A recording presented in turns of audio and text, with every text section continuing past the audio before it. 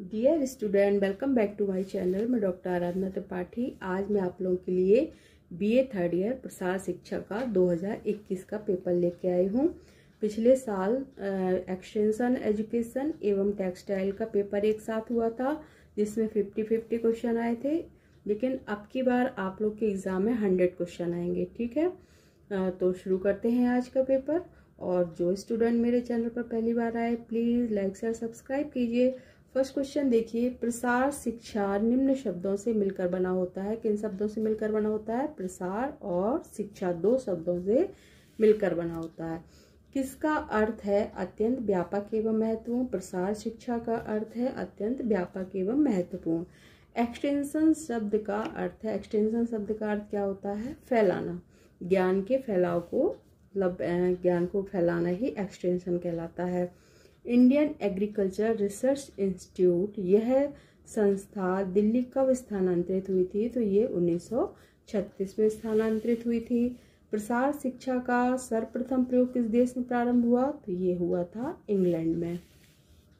America में प्रसार कार्य का आरंभ किसने किया था? तो ये थे डॉक्टर सीमेन एनेप ने प्रसार शिक्षा का कार्य का आरंभ किया था।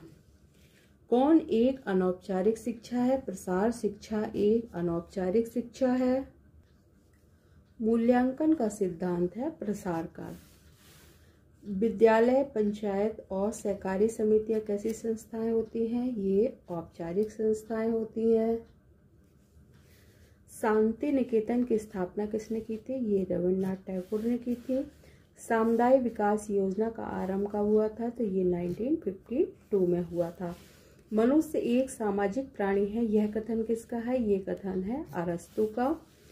प्रसार स्कूल से बाहर की शिक्षा प्रणाली है, जिसमें प्रौढ़ एवं युवा लोग करके सीखते हैं, यह कथन किसका है? यह कथन है कैल्सी एवं हर्न का।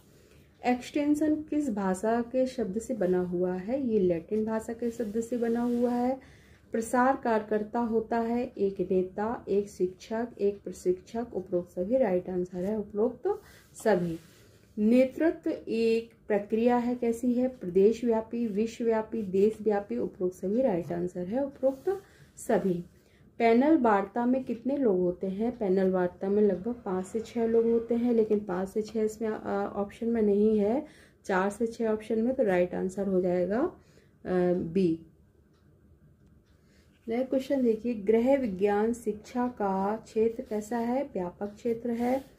परिवार केंद्रित कार्यक्रम किसकी उन्नति में विश्वास रखता है? ये समाज की उन्नति में विश्वास रखता है।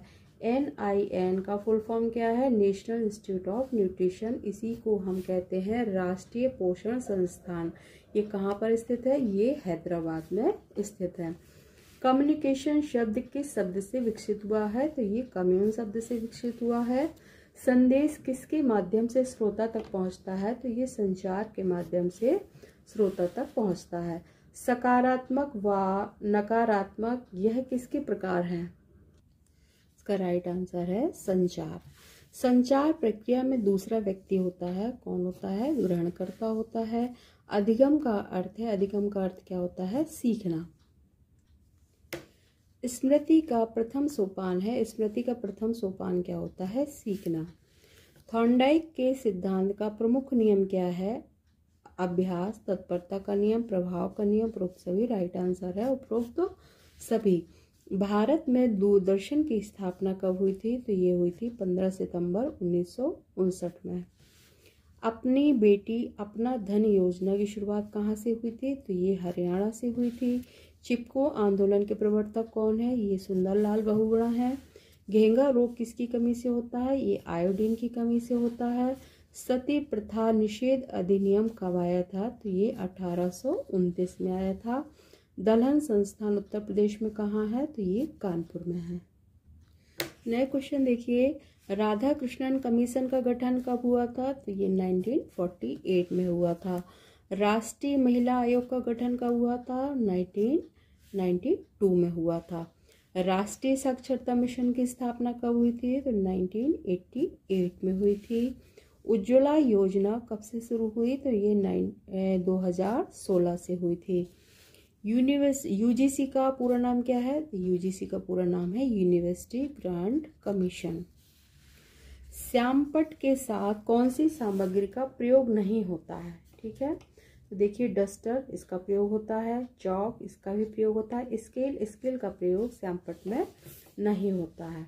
विश्व स्वास्थ्य संगठन की स्थापना कब हुई थी? तो ये हुई थी 1948 में। कठपुतली का प्रचलन किस राज्य से प्रारंभ हुआ? तो ये राजस्थान से प्रारंभ हुआ था। दुर्गाबाई की अध्यक्षता में एक राष्ट्रीय समिति का गठन कब हुआ? तो ये 1958 में हुआ था।